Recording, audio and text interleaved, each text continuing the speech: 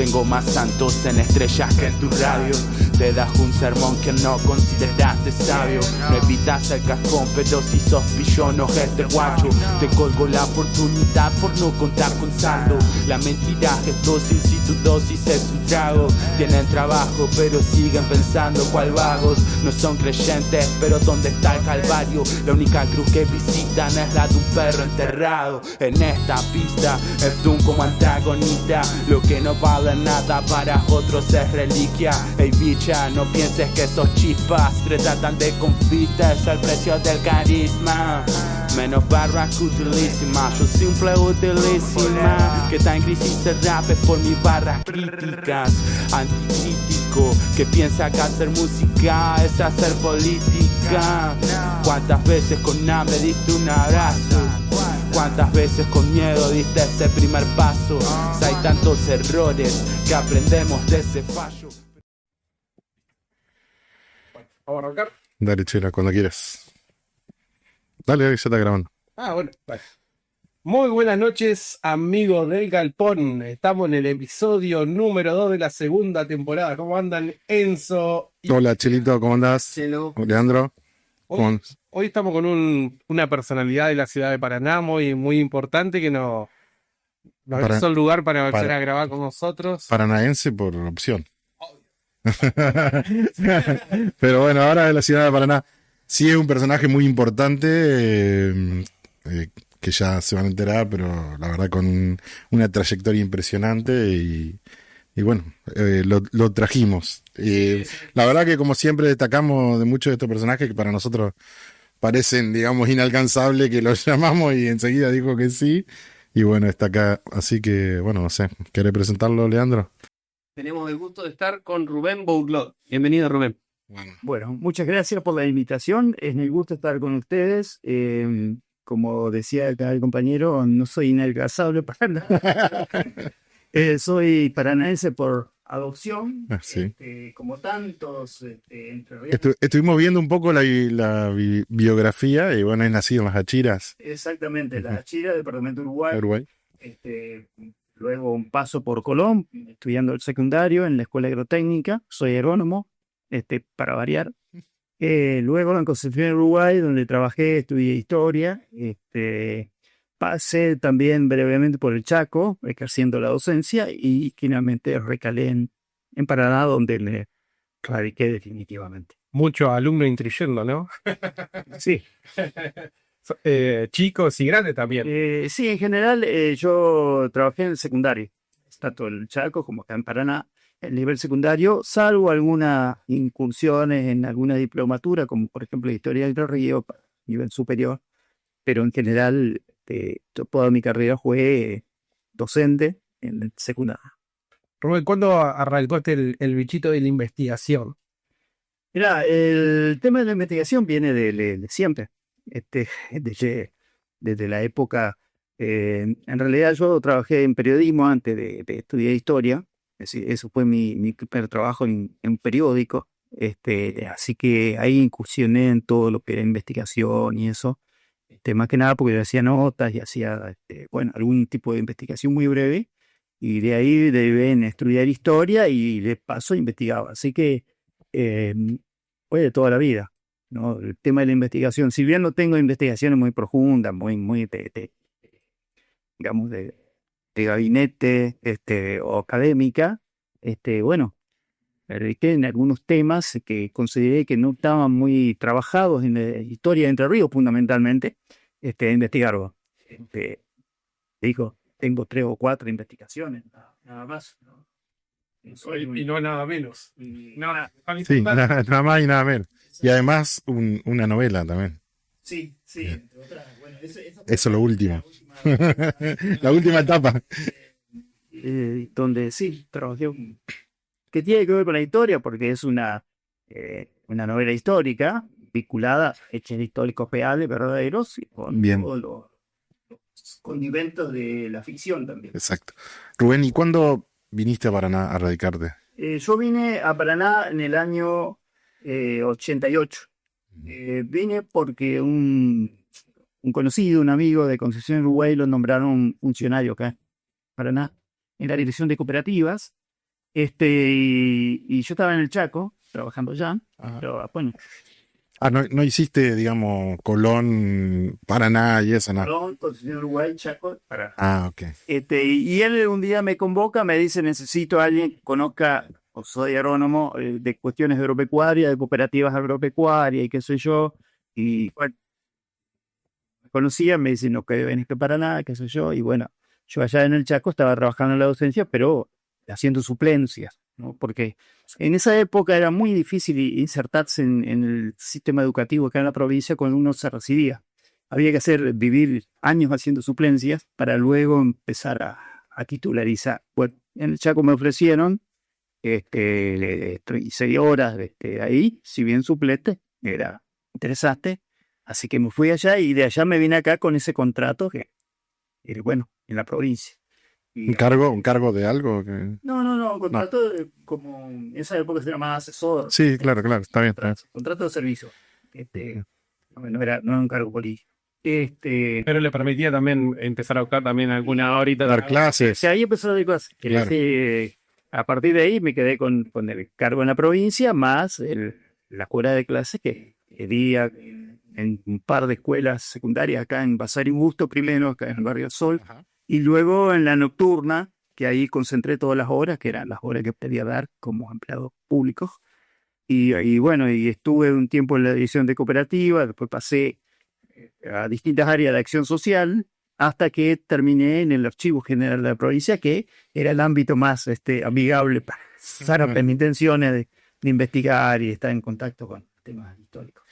Rubén, hay un librito que todos conocemos, no lo tuvimos nosotros en la escuela, pero que conocemos de que han tenido en la escuela, que es La Historia Elemental de Entre Ríos, que vos fuiste autor y ¿nos contá cómo nació esa iniciativa?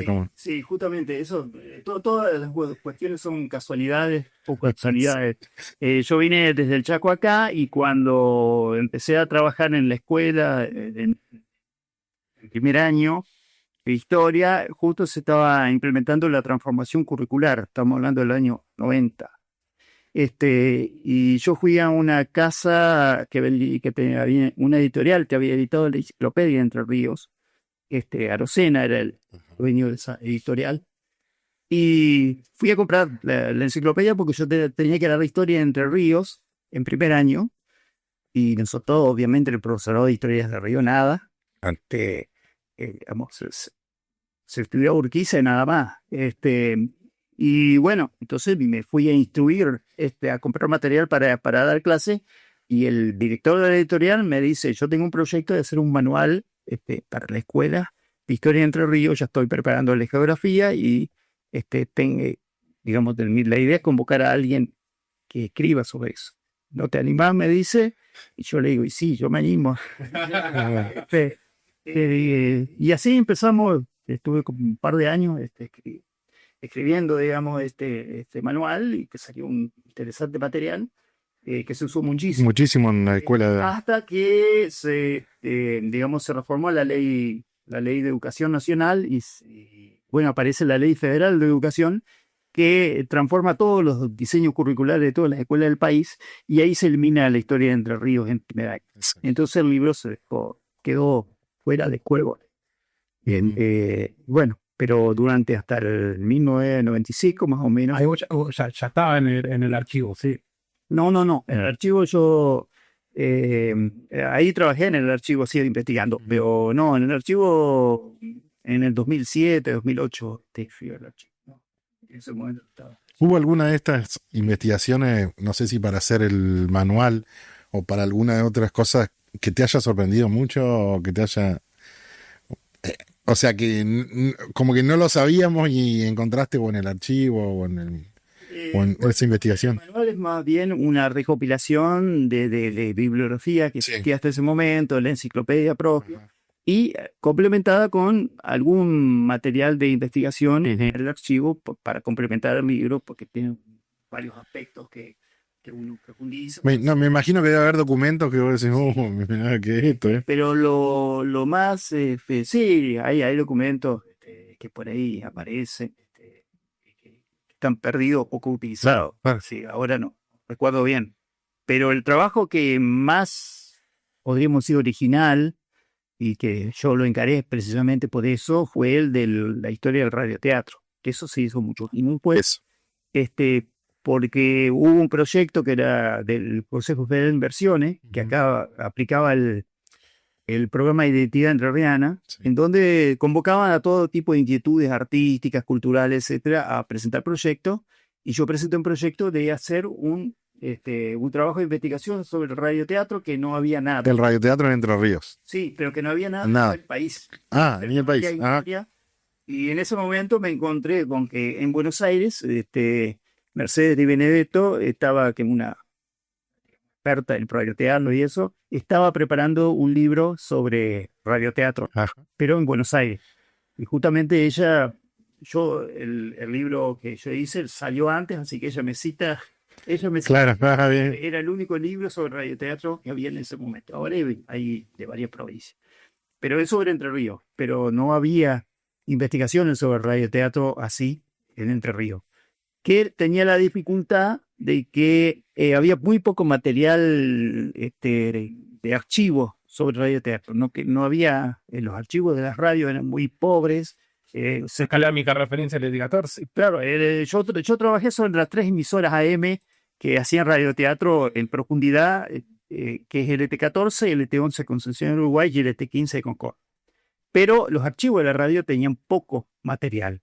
Había registro guardado. Poco registro guardado, no había grabaciones para nada, casi nada. No hay, y material bibliográfico, digamos, no había. Entonces, gran parte de la investigación se hizo sobre diarios, periódicos, y sobre entrevistas. Aquel que todavía vivía de la época del radioteatro, que ahora ya no viven más, pero tengo todas esas entrevistas que hice en Concepción, Uruguay, en Concordia y acá en Paraná. Tanto actores, relatores, guionistas, sí, digamos, la gente que hacía efectos especiales, era muy importante, musicalizadores, y todo ese ambiente de radioteatro que me abrió un panorama muy interesante, y que, bueno, quedó un rescate, digamos, que después se volcó en un libro. Sí. Fue la investigación. ¿Ese 2007 puede ser? El 2007. El radioteatro en Entre Ríos. Sí, específicamente Entre Ríos.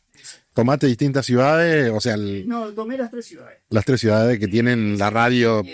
Yo hice todo un panorama previo, una introducción del radioteatro a nivel nacional. Exacto. Digamos, en base a líneas de investigaciones hechas sobre porque el radioteatro tiene varias vertientes que terminan en el radioteatro, pero que es el circo criollo, con el teatro del circo criollo, el teatro vocacional, y bueno, y todo eso se vuelca al radioteatro, allá por 1930.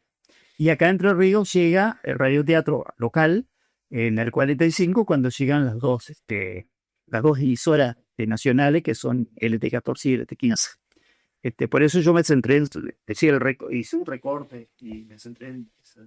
No lo leí, pero me gustaría leerlo, porque nosotros no fuimos de la época del radioteatro, pero hemos conocido de que la gente esperaba, digamos, todo el día para escuchar ese radioteatro, el tema de los efectos, los actores. La referencia que tengo siempre, bueno, Malacha, que siempre no habla la profe, que la tuvo la grado de entrevistar, siempre nos habla del radioteatro y bueno, y algo del teatro, que tampoco se conoce mucho del teatro acá de Ríos, sí, como que pareciera que arrancó a raíz de los años. Bueno, ahora salió un libro, que no recuerdo bien quién lo escribió, pero como que arrancó a partir del año 80 y como que antes no había visto. No, acá en Paraná, por ejemplo, por eso lo investigué para el radioteatro, el radioteatro vocacional de fines de los 50, que era el grupo de los 66, trae LSG, eso y eso, tenían, bueno, había dos o tres grupos que eran el teatro vocacional, que era una cosa impresionante, y ellos a su vez también actuaban en obras de radioteatro. Yo lo entrevisté a Pegistrelli, a Ceso, bueno, que eran hombres de teatro, radioteatro. Pero bueno, yo traté de complementar todas las. Muy importante. ¿Y eso pudiste encontrar grabaciones, libretos, cosas? No. Libretos muy poco. Muy poco. Y grabaciones, nada. Específicamente, algunas cosas rescatadas, claro. muy chiquititas, pero pero Sobre todo los primeros, el 30, eso. no, y lo que pasa es que los radioteatros primero se hacían en vivo en la radio, Claro, o sea, por ahí. Cuando se grababa, porque salían las compañías de gira, claro. se grababan en cita abierta, que después se reutilizaban, así, Claro, claro. se borraban. Sí, sí, sí. Sí, sí, entonces no quedaban los archivos grabados. Y así que no conseguí esas grabaciones, lamentablemente. Libretos y eso, sí. Y libreto, nada. No. Libreto conseguí algunos, pero eran libretos de esos nacionales que venían ya pre. Ah, ok. Pero los que hacían la propia compañía, dice que hacían los libretos, terminaba la novela y lo tiraban. Claro. No lo guardaban. Claro, en ese momento no veían que podía hacer algo. Yo lo conseguí porque Claro, pues, seguramente arrancaban con otro y sí, bueno, esta vez, o sea, lo iban escribiendo a medida que avanzaba la obra. Pero sí tuviste contacto con algún guionista o algo de eso, sí. Sí, Sí, eso sí. sí. La entrevistaste. Sí, lo entrevisté. Claro. Sí, eso sí. Lo que pasa es que guionistas no eran muchos, eran los que dirigían, los guionistas, y los otros adaptaban.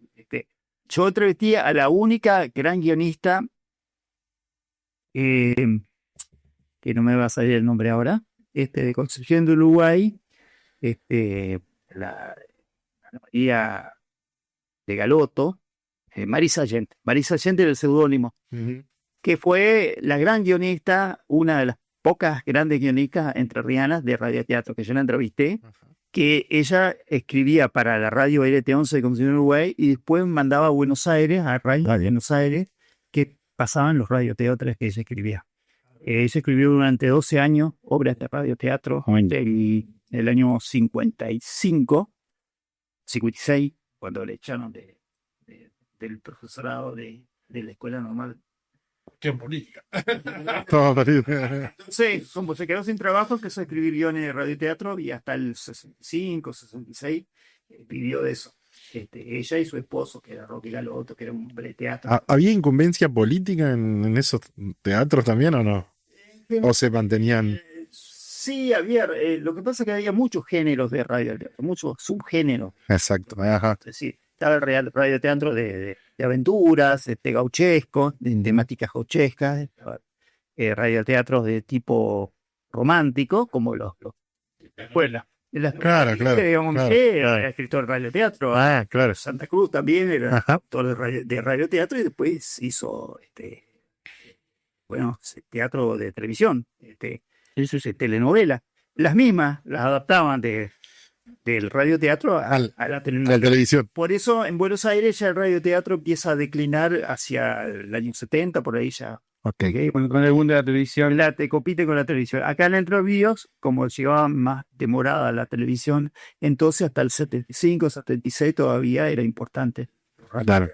Y bueno, y la temática política estaba más o menos, no de actualidad, pero sí del pasado, de épocas históricos, y sobre el tema de, bueno, los personajes míticos, como un Mate Cocido, como Santo Vega, Juan Moreira, como que Fabio hizo la película.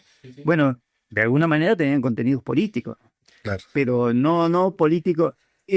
Marisa Allende sí había escrito teatro de tipo social. Ajá. Era un teatro romántico, Sí, pero sí. social, porque ella hablaba, por ejemplo, de. Ella escribía sobre Concepción Uruguay por los radioteatros y se hacían universales.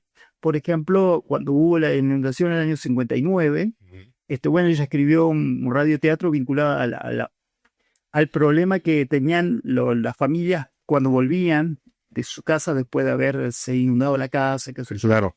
Después había otro radioteatro que se llamaba algo así como un ladrillo a la pared o una cosa así, que hablaba de lo que construían los edificios en Concepción Uruguay, los albañiles, pero no podían tener su propia casa. Claro. Ellos venían, Hacían, pero vivían en un ranchito, bueno, es como los ladrilleros acá en O sea, el barrio Los Hornos. Claro. Es decir, el ladrillero vive en un rancho de Sí.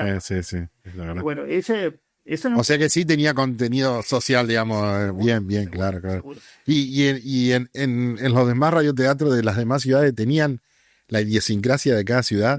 No, No. porque no había muchos autores. Ok, claro. Yo no vi. Acá en Paraná, por ejemplo, hubo algunos autores que escribieron obras Paraná, alguna cosa sí, alguna cosita muy, Claro. muy pequeña. No, me refería a que en el mismo radioteatro hicieran referencia a lugares de la misma ciudad, cosas así. Eso era una característica que ella me contó, que dice, De eso. yo, Claro. digamos, los radioteatros se emitían por la radio de Buenos Aires, pero eran temas de Concepción del Uruguay. Claro. Pero que iba, incluso se hizo en Ecuador, Perú, no sé dónde pasa también. E incluso hubo un ciclo en Radio Excelsior, una vieja radio que no desapareció, que se llamaba el Radioteatro de Marisa Allende. Entonces, un ciclo de varias horas. Importante. Así que fue importante al nivel migré, digamos, a ver Santa Cruz. Eso. Bien. Bueno, eso respecto al radioteatro. Sí, no, igual quería preguntarte, ahora, en lo personal tuyo, Sí. si ese trabajo te dio mucha satisfacción, te sentiste bien. Sí, porque realmente, bueno, ese libro se presentó en varios lugares. ¿Qué tiempo te llevó? Bueno, no, sí. Oh, qué sé yo, como 3 años por ahí. Claro. Toda la parte de investigación, creo que el 2005 empezamos, el 2007 salió, pero bueno, ya venía de antes yo recopilando un material, así que no es que... Y cuando haces la investigación, ¿vos ya llevas como un hilo conductor o van saliendo cosas que te van modificando? No, en general yo lo planifiqué, es decir, teniendo en cuenta, si se hace una planificación, un bosquejo, después por supuesto se puede ir corrigiendo, pero en general yo lo planifiqué, hice recorte, resolví cuáles eran los lugares donde iba a investigar, las radios, y después sí empecé a buscar la gente que... Con la gente, digamos. Eso sí, porque uno empieza a contactarse con uno Y uno te va diciendo de otro, claro. cosas Sí. así. Bien. Eso sí, pero en general en base a una planificación previa que Ok. hace cuando hace una investigación, ¿no? Bien, ¿el presupuesto propio? O No, el presupuesto fue Ah. el CPI, del Ah, Consejo de la Inversión. bien. Tanto la primera etapa que fue la investigación, que el presupuesto era pagármelo. Sí, para moverte, viático. Viaje para mover. Sí. Ese era el Sí. Así todo era importante. porque era imposible sustentar, digamos, una investigación así cuando había que viajar mucho. Entonces fue un monto muy pequeño, muy humilde. Después lo más costoso y que fue una segunda etapa que demoró bastante, que fue la impresión del libro. Claro. Bueno, eso lo pagó el CPI también. Y bueno, me quedó el libro, por eso ese libro se donó a las bibliotecas, Ok. parte de la venta personal. Bien. Pero ese sí, y ese libro tuvo mucha repercusión, y qué sé yo, digamos, fue muy utilizado, por ejemplo, en la carrera de comunicación social Claro. de la UNER. de la UNER, porque incluso se hizo una obra de teatro sobre base del libro, se hicieron una obra de teatro que no me acuerdo cómo se llamaba, sobre el libro. Después hubo algunos radioteatros que se hicieron tomando algunas cosas del Y libro. volvió en radioteatro. En ese momento hubo En la UNED ya sé que bueno, porque se hizo en base a que de ese material, entonces se buscó revitalizar el radioteatro y hubo una compañía que también andaba por ahí. E incluso vi que se usaba en México, en una facultad, no sé de qué, que ahí se usaba el libro, digamos. Alguien lo llevó para allá. Y otra de las cositas que te quería preguntar es si vos pensás de que el radioteatro puede llegar a volver en alguna forma. Sí, yo propongo en el mismo libro como conclusión de que puede haber formatos de radioteatro actuales. Incluso lo hacían, el radioteatro muy breve, por ejemplo, en la radio Vorterix Ajá. de Pergolini. Sí. Ellos hacían radioteatro muy chiquitito, Ajá. así de 5 minutos, como una especie de radioteatro. Sí. Y la propuesta mía, y que se hizo en alguna escuela, era hacer radioteatro escolar. En algunas escuelas se hizo, sí. Sí, está bueno. Incluso en La Paz, un grupo de la tercera edad hacía un radioteatro de la tercera edad, que eran gente de una agrupación de jubilados, que hizo un radioteatro en la radio de La Paz, y después lo llevaron a Mar del Plata, porque hicieron una especie de representación, porque el radioteatro típico hacían la obra en la radio y eso iban a los Era una compañía, digamos, claro. acá, el San Martín de Gazán, Sí. y representaban la obra como una obra de teatro. Perfecto. Y bueno, este grupo lo llevaron a Mar del Plata, lo llevaron a ese y lo representaron y ahí recibieron un premio, etcétera. Qué bueno. A esa obra de radioteatro. Y en ese momento hubo varias iniciativas en varias radios incluso acá de Paraná, radios de Sí. AM, de FM, digo, hicieron radioteatro, hicieron pequeños ciclos de radioteatro que después medio que se diluyó. No sé, yo pensaba ahora con todo el tema de plataforma. No, ahora es Tipo, más fácil. Claro, tipo podcast, o sea, no sé, en Spotify que escuchamos podcasts, cuando uno está en un momento sin la parte visual, no sé, estaría muy bueno. Ahora la tecnología permite un montón de cosas Claro. que antes se hacían a mano. Claro. manualmente. Sí, ni hablar de los efectos.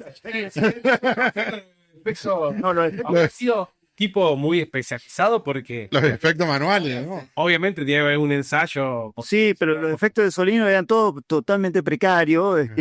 Un plato con piedrita para imitar pisadas en el camino. Claro, claro, Una puertita que chillaba para abrir y cerrar la puerta. sí, sí. Bueno, el sonido de los caballos, el disparo que era en las radios tenían pianos en casi todas las radios, entonces la tapa hacían sonar la tapita del piano La cerraban. para imitar un disparo Pero qué bárbaro. y contaban anécdotas que muchas veces alguien se apoyaba Ay. en el piano y le pegaba sobre No sonaba el disparo, pero sí el grito. No sonaba el disparo, pero el grito sí. Y otra anécdota era que tenían un aparatito que había hecho el sonidista con una puertita, con una bisagra que hacían ruido, Ajá. rugían. Y un día parece que un empleado ahí voluntarioso, vio que chillaba, entonces le puso aceptó la bisagra, y cuando fueron a hacer el efecto, Le arruinó el efecto. cosas así. Era muy buena anécdota. Y bueno, y lo otro era que el radioteatro era teatro que llegaba a los lugares donde no existía el teatro ni el cine. O Exacto. sea que no había una cultura de ver teatro. No, claro. Y la gente, como lo escuchaba por la radio, lógicamente acudía en masa en lugares más ignotos, Claro.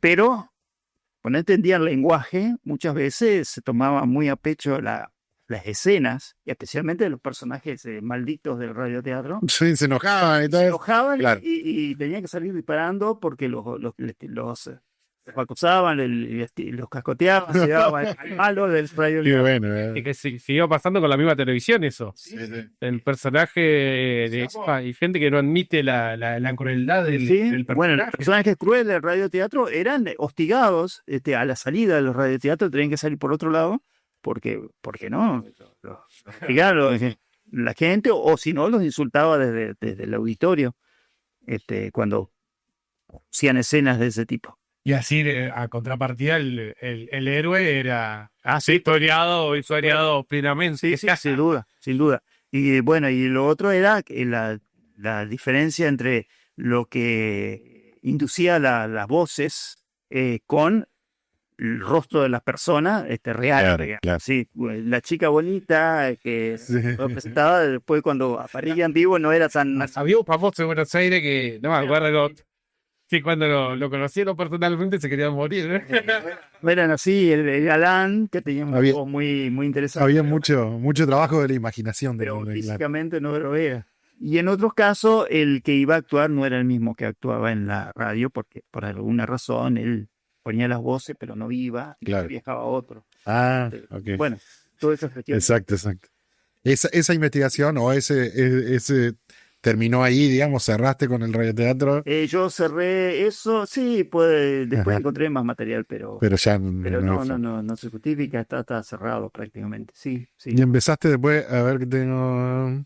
No, y después empezaste con el personaje de investigación tuyo, me parece que fue Ramírez.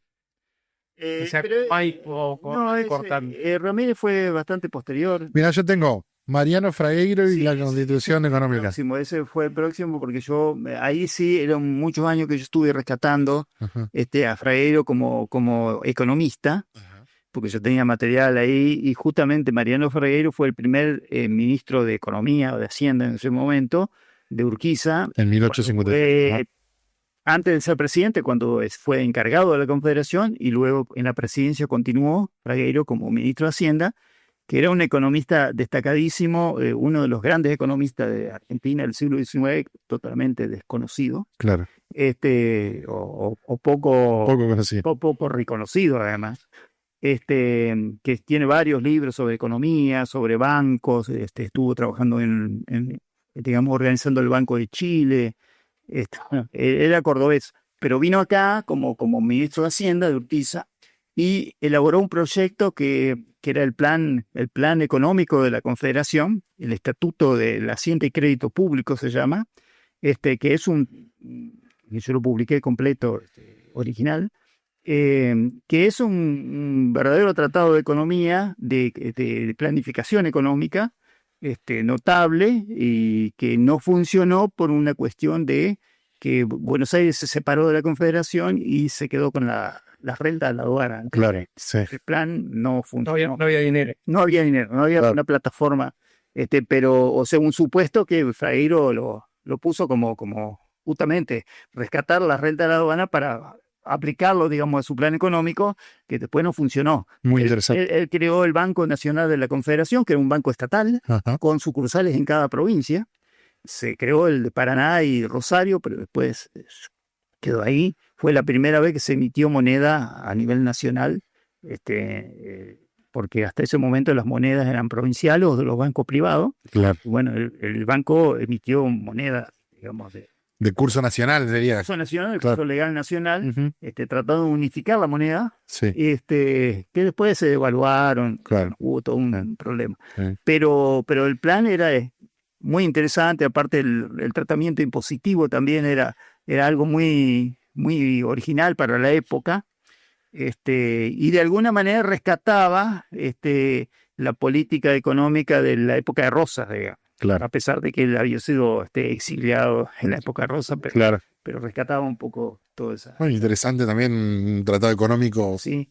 Y de, además, de la zona. Y, Medio proteccionista, entonces. totalmente. claro. No, totalmente. Y además estatizaba todos el subsuelo Ajá. o sea, los El yacimientos, recurso. todo eso de los recursos minerales los ponían al nombre de Estado. Y otra cosa muy interesante es la concepción de libertad de prensa, las imprentas del Estado. Él creaba las imprentas del Estado porque decía que solamente el Estado podía garantizar la La libertad de prensa prensa. y no los privados, que los periodistas Sin intereses. tenían que escribir de acuerdo al interés del editor. Claro. Entonces, el Estado Pasaba eso también. solvente.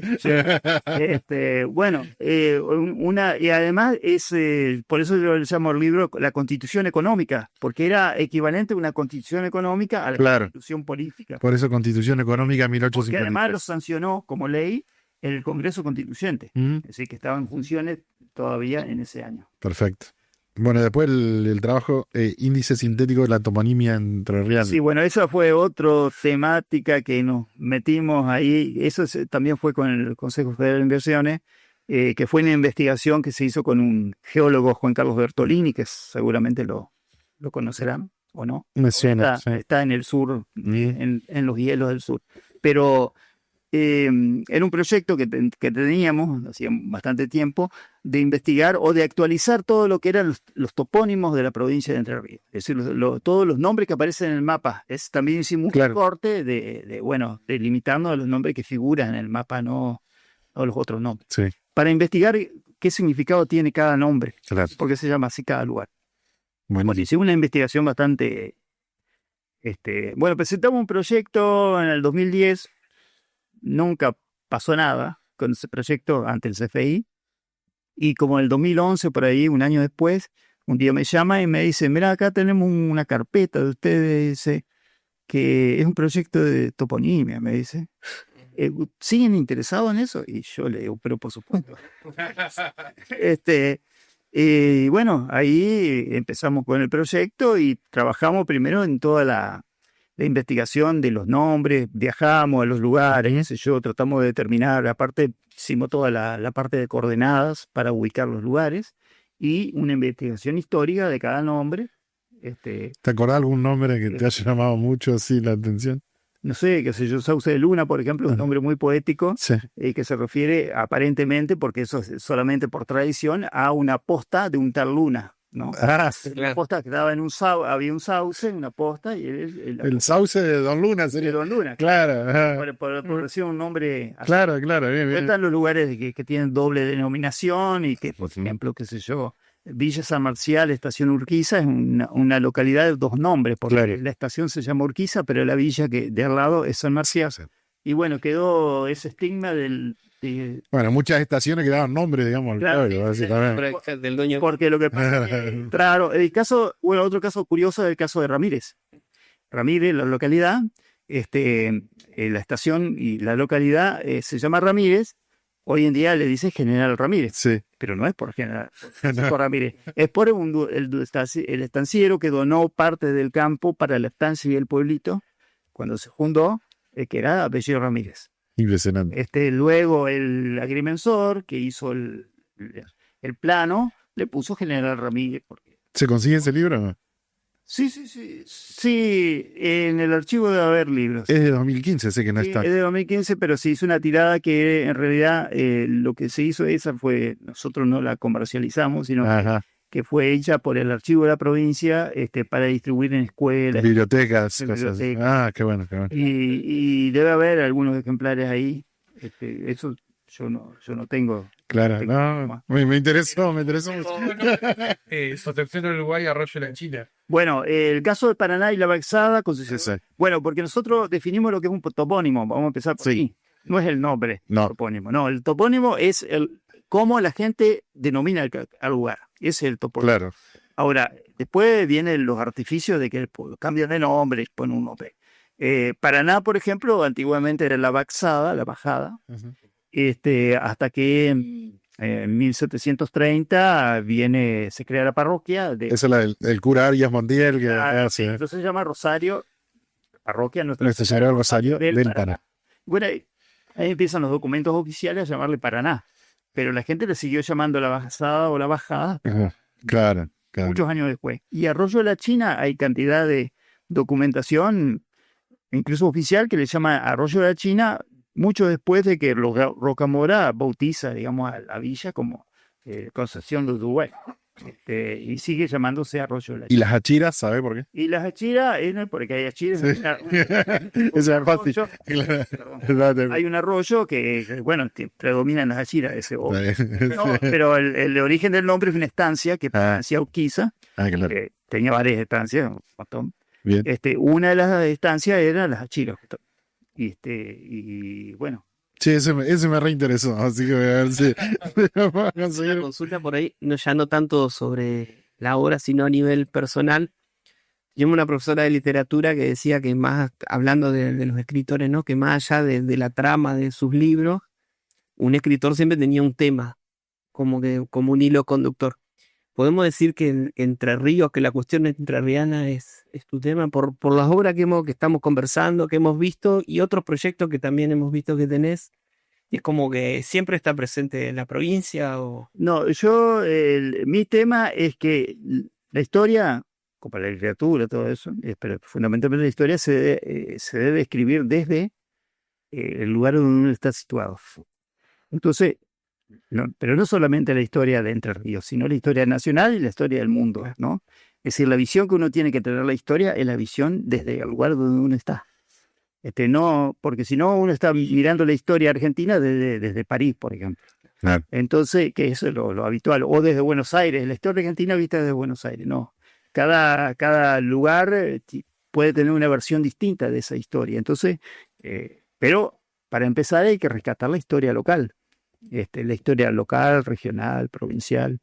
Esa sería la línea. Es decir, la idea es que uno tiene que investigar la historia desde situado en el lugar donde uno está y verla desde donde uno está. Yo hago una similitud con cuando uno mira un paisaje desde dos colinas distintas, los dos ven el mismo paisaje pero de distinta visión, porque uno está posado en un lado y otro en otro lado y no la ve igual, no ve el mismo paisaje pero no igual.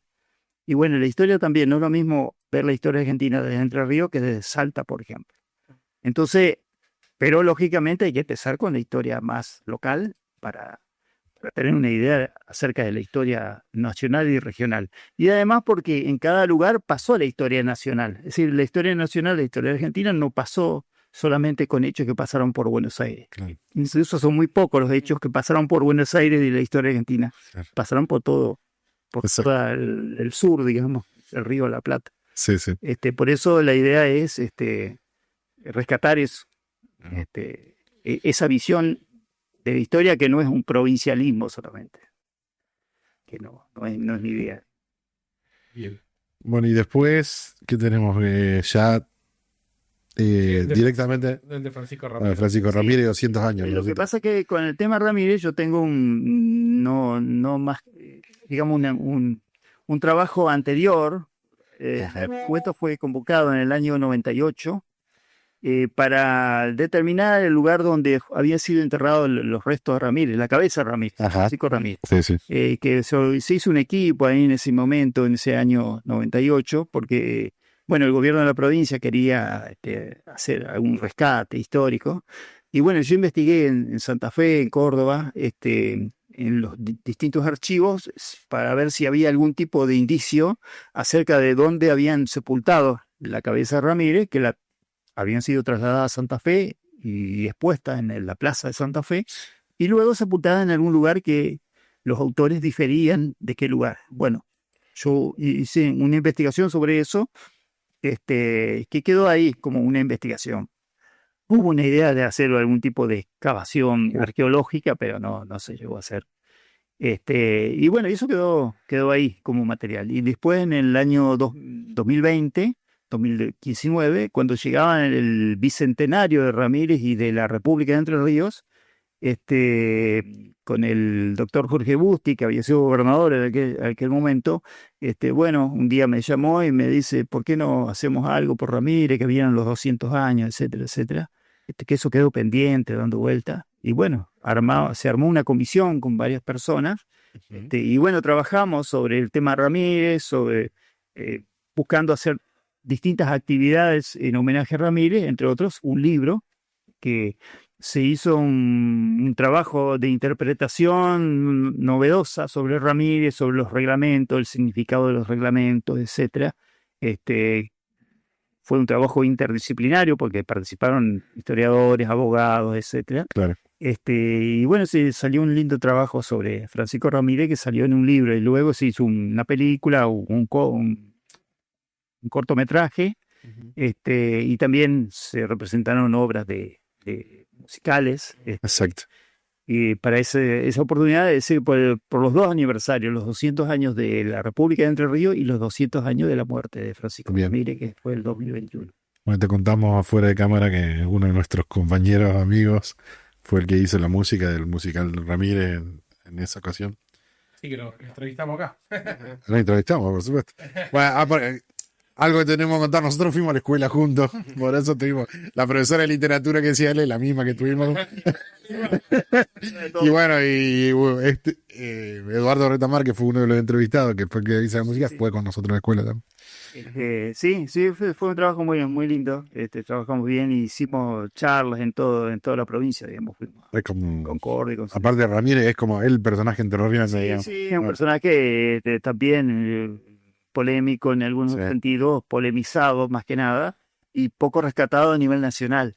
Exacto. ¿Cómo lo es? Todos los sucesos. Sí, Por eso decía, la historia de las provincias no entra en la historia nacional porque la historia se escribe en Buenos Aires. Entonces, justamente... De hecho, lo de capital de la Confederación, creo que lo sabemos nosotros acá. La capital de la Confederación y la presidencia de Urquiza se la ignora. ¿Por qué? Porque se dice que el primer presidente fue un personaje impresentable como fue Bernardino Rivadavia, que fue presidente, pero bueno, en los libros dice eso. Y después... Y porque Buenos Aires también... Y la capital de la Confederación se la minimiza, incluso a nivel Paraná no se la rescata demasiado como capital, no hay demasiado, digamos, reivindicaciones. Yo decía, tiene que haber un cartel en cada entrada diciendo... Capital de la Confederación. Capital de la Confederación, qué sé yo. Y también lo de sede de la Constitución tampoco se... Sede de la reforma constitucional. De la 94, que Santa Fe lo reivindica, pero Paraná fue sede en paralelo. Claro, sí, por eso. Fueron a las dos sedes. Sí. De la Eso 94. tampoco aparece mucho. No aparece en el Después, cuando se habla en los manuales, que incluso en los manuales escolares, se dice, bueno, ¿cuáles son las presidencias históricas? No sé por qué se llama histórica. Bueno, la presidencia histórica para los historiadores de Buenos Aires es Mitre, Sarmiento y Avellaneda. Claro. Quizás desaparece de ese escenario, como desaparecen también el resto de los presidentes que se supone que son históricos. Sí, claro, obvio. Bueno, y me gusta este trabajo también que tiene que ver que son mujeres entrerrianas. Bueno, Mujeres Entrerrianas fue un proyecto que también, bueno, ahí ese también tiene un antecedente, que en el archivo se hizo un trabajo, y eso se hizo con varios integrantes del archivo, que fue Federales Olvidados, un libro sobre algunos personajes, en el año 2008, 2009 se hizo ese libro. Y después alguien en el año después, no me acuerdo en qué fecha salió Mujer Entrerriana. 22. En el 22, bueno, el año 20 más o menos, dijeron, no estaba agotado el libro Federales Olvidados.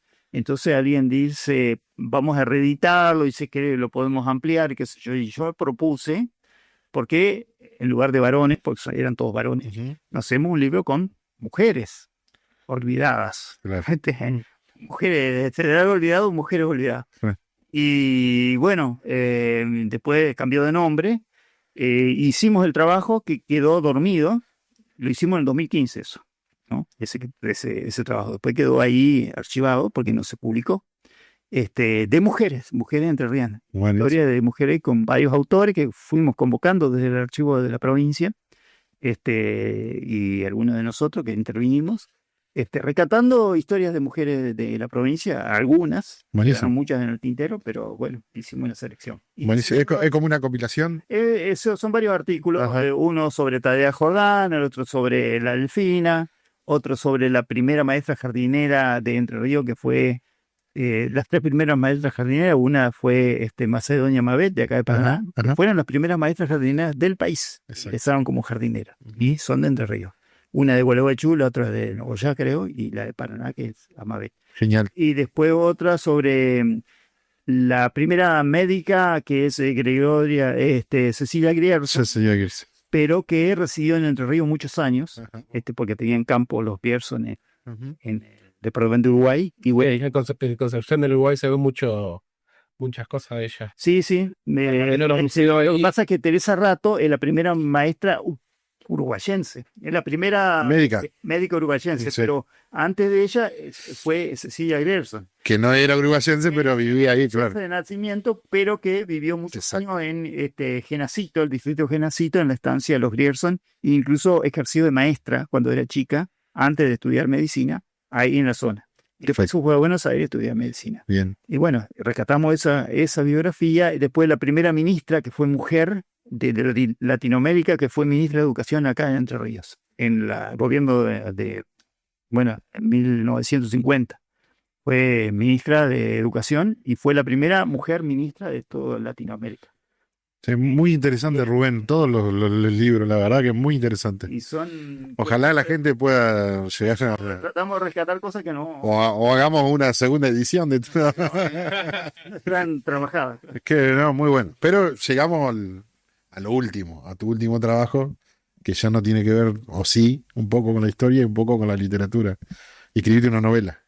Sí, ese era un proyecto bastante antiguo, que yo lo fui recopilando, porque había historias que eran muy novelescas y además por su escasa documentación. Claro, eso también, el otro día hablábamos de los doxólogos, que más allá de la documentación, digamos, también escuchaban historias que no podían documentar, pero que bueno, que estaban ahí, y eso también es importante. Para la historia es muy difícil de volcar porque son tradiciones, exacto, ¿no? Tradición oral. Entonces la tradición oral para la historia es muy importante, pero para el clima, pero no tienen la certeza. Entonces la documentación no tiene un respaldo, una confrontación. Entonces es lo que la memoria de las personas rescató. Exacto. Y muchas veces son contradictorias esas memorias. Entonces es muy difícil saber cuál es la verdad de esas historias. Que es el caso de Francisco Ramírez, que tiene una historia muy legendaria, además de lo que conocemos documentadamente, y mucho más la Delfina, de la cual se conoce nada, salvo 3 o 4 documentos escritos, nada más. Todo lo demás es legendario. Entonces se me ocurrió novelar eso. ¿Por qué? Porque la ficción te permite jugar con cosas que no necesariamente tienen que ser verdaderas. Claro, documentadas, digamos. Porque, bueno, si alguien dice eso no fue así, bueno, pero eso no le discuta la novela porque es una novela. Una novela. Y bueno, surgió la idea hace, no sé, más de 10 años de hacer algo así. Y bueno, fui reuniendo así escritos y cosas así. Y hasta que se dio la idea de cerrar ese trabajo y unirlo, recopilarlo y transformarlo en una novela histórica. Novela histórica que surge, digamos, fue una autoedición con la editorial Ana Editorial, Ajá. que salió una cosa muy linda, es decir, una edición muy... Es reciente, es del del año pasado. Sí. Fue una sola presentación que se hizo en el Salón Antequera, Ajá. y ahora está el proyecto de presentarlo en algunos lugares, en San Benito, en el Instituto del Profesorado, en Puigari, Ajá. bueno, en algunos lugares. O sea, eso está en gestión. En gestión, Sí. todavía en gestión. Esa sí se puede conseguir en librería. Esa no, en librería no, porque hay todo un problema económico. Sí, O sea, bueno, se encarece muchísimo. entiendo. Y aparte la edición es muy pequeña, digamos. Pero en la editorial, en Ana, sí. ¿O cómo se comercializa? ¿O vos? No, lo comercializo Vos, personalmente. ok. Sí, A través de tus redes sociales. Sí, en las redes sociales, Bueno. Facebook, por Instagram, por TikTok, qué sé yo, por todo. Está bien.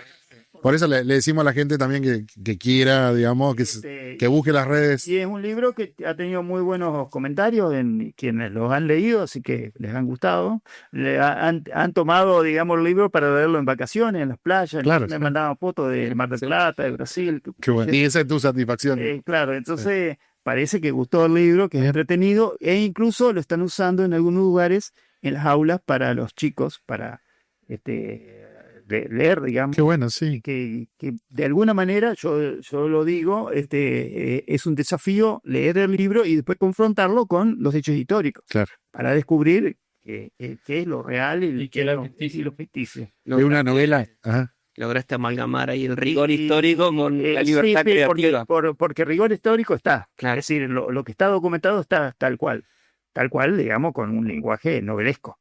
Pero después está todo lo otro que es ficcional, es un viaje. Hay una parte romántica en la novela. Sí, totalmente. Claro. Sí, por supuesto. Está todos los condimentos. Es un largo viaje que va desde el sur de Brasil, donde supuestamente origen de la delfina, era portuguesa, va para, bueno, atraviesa el Uruguay, se encuentra con Artigas, con los campamentos de Artigas, después pasa al río Uruguay, a Concepción, Uruguay, y ahí se encuentra con Ramírez, y después todos los viajes que la delfina hace con Ramírez hacia la batalla de Cepeda y el último viaje donde muere Ramírez. Es decir, y después el viaje de la delfina, después que muere Ramírez en Córdoba, que vuelve a Concepción, Uruguay. Algunas cosas de eso están documentadas, digamos, de la existencia de la delfina, pero lo demás ficcionado, pero más ficcionado, pero ese viaje es, digamos, el viaje junto a Ramírez sí está documentado, que se hace Cepeda, después claro. Y después volvió a Concepción, Uruguay también porque fallece ahí y ahí está registrado el fallecimiento.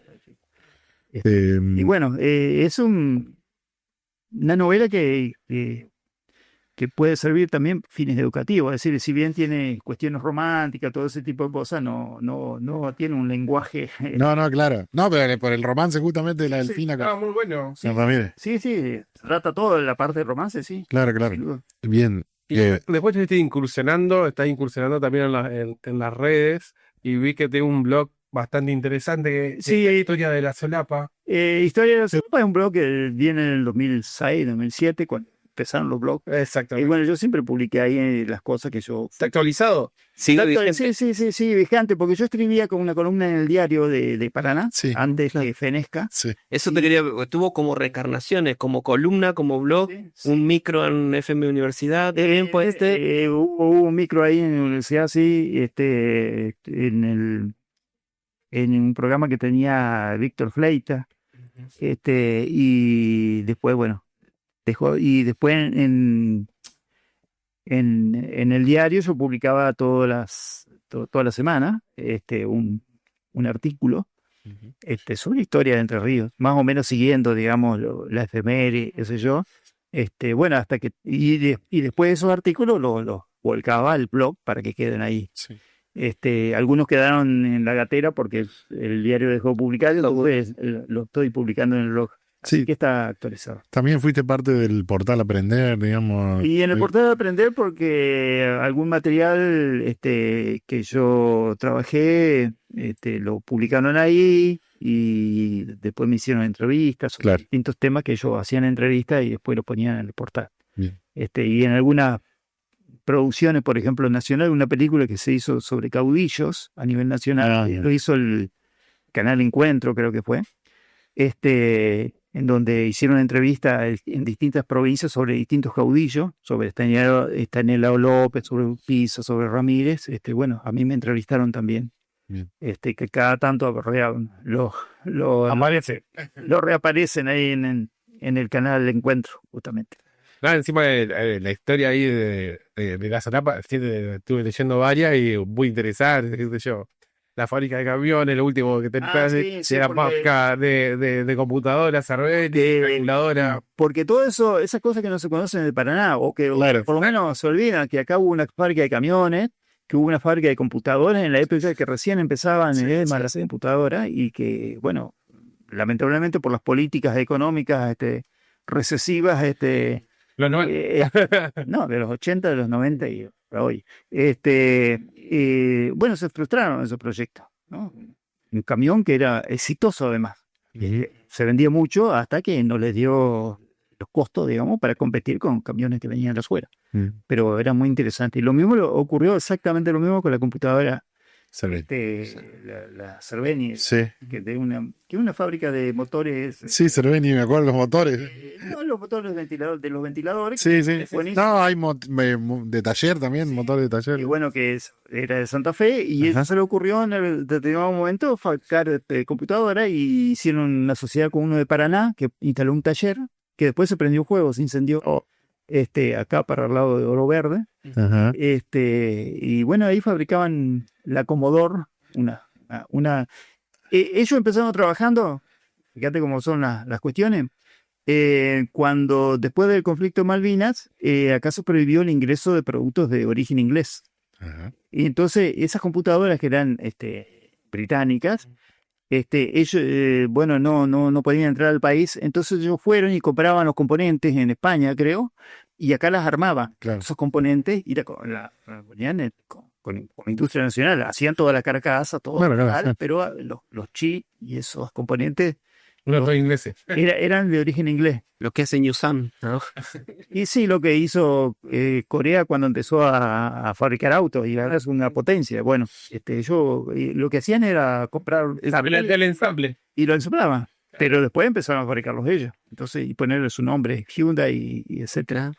Y son una potencia. Acá no, quedamos a mitad de camino. Por eso yo digo, lo del camión podía haber sido el origen de una industria Una industria importante. importante Sí. en Paraná. Y después tenés una revista trimestral que se llama Ramos Generales. Bueno, esa revista la edité un año, más o menos, tiene 11 o 12 números, que era una revista digital, que era por temporada. Pero bueno, era un esfuerzo. Era mucho laburo.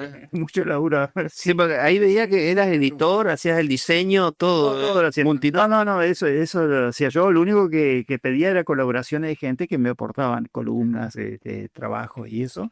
Y yo armaba todo. Te llevas bien con la tecnología porque tenés todas Sí, las sí. redes, Sí, editaba. No, eso lo editaba en Core y lo subía a una página ahí. Muy bien. Academia. Yo la encontré. No, está en la página, una página especial donde ¿cómo se llama? Donde se alojan revistas digitales. Ajá. Y después lo ponían acá. Indexadas. Sí. Ajá. Sí. Y bueno, están todos los números, son 12 números creo que salieron. Están ahí, disponibles, así que se pueden ver. Pero era un trabajo difícil. Creo que fue en la época de la pandemia que empezó con ese tema. Según yo vi, Ajá. arrancaba medio 2019, 3 años. Sí, durante 3 años, sí, porque era trimestral. era por temporada, digamos. Bueno, Rubén, para ir terminando, digamos, queremos saber en qué estás o qué proyecto tenés. Bueno, ahora... Si querés contar, digamos. Brevemente terminé de hacer un artículo para un libro que se va a hacer por los 200 años de la elevación a Ciudad de Paraná del Ajá. 2026, y con varios colaboradores. Yo colaboré con un artículo. Después sobre otro trabajo, sobre la revista SER de Concepción Uruguay, que el profesorado de Concepción Uruguay tiene una revista de tipo de ensayos, digamos, académicos, Ajá. que se publica desde el año 62, 63, cuando comenzaron los cursos del profesorado, y que ahora lo continúa el Instituto del Profesorado. Y bueno, ahí me pidieron la colaboración, que también trabajé en eso. Y después hay un libro sobre el artiguismo en Entre Ríos que se va a editar en Santa Fe, y también yo participo con algo Bien. sobre eso. Y bueno, ahora estoy trabajando sobre Bernardino Orme, que fue ministro de Hacienda del gobierno de Echeverre y fue un personaje excepcional. Fue el creador de las cooperativas agrarias, Ajá. de los proyectos de colonización agraria, un personaje interesantísimo, no muy conocido también, y que atravesó desde la época de Echeverre hasta Frondizi, digamos, trabajando sobre el tema de colonización, con proyectos muy revolucionarios para la época, e incluso fue uno de los que, digamos, se acercó al peronismo en la época del 50, 45, y participó en la Convención Constituyente del 49, aportando, digamos, ideas sobre política agraria. Es un personaje muy interesante. Interesante el personaje. Que mostró, presentar a un congreso que la hace la UNL y la UNER, sobre historia del peronismo, que se va a hacer ahora en octubre. Buenísimo. Y bueno, estoy trabajando armando. Bueno, o sea que tenés para entretener. Sí. No descansa nunca. Tenés para entretenerte. Bueno, Rubén, creo que hablo por todos, que nos quedaríamos charlando un montón, y que fue realmente un honor tenerte acá en nuestro pequeño estudio, que hayas venido. Nosotros estuvimos un poco leyendo y estudiando antes de que vos vengas, y vimos que realmente tenés un peso importante en la cultura paranaense, entrerriana y todo eso. Sí, no sé si tanto, pero No, sí. Pero bueno, pero alguien que se dedica a contar lo que realmente nuestra historia significa mucho para lo que De hecho, me quedó muchas ganas de leer muchas de esas cosas, digamos, interesantes. Y bueno, te agradezco, espero que lo haya pasado bien, digamos. sí, por supuesto. Con mucho gusto he venido. Y Mira, nosotros tenemos este formato que es el de la entrevista acá, que sale grabada el sábado, y después hacemos unos vivos cada 15 días. Bueno, estaría bueno de invitarte, si vos querés, a algún vivo que venga y comente sobre algo en específico. sobre algún tema de... sí, No te quiero comprometer, pero de acá, sí, puede ser. No si hay te interesa. no hay problema, tema que ustedes propongan. Pero la verdad que nos quedaríamos escuchándote un montón, la verdad. No hay problema. Muchísimas gracias. Bueno, muchas Gracias, Rubén. Gracias, Rubén.